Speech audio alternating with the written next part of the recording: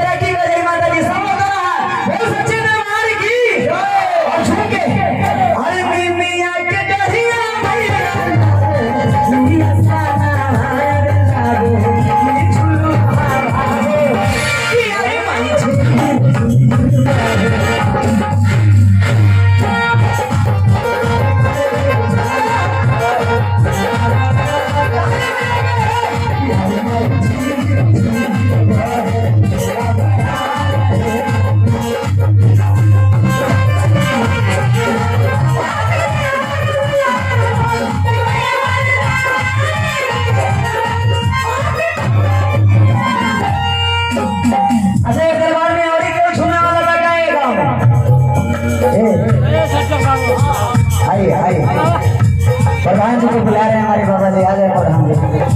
और ये दरबार में जितना भी भक्त लोग छूने वाला बात नहीं, एक बार हमारे सामने आ जाए, बाबा जी के सामने झूमे। हमको नचा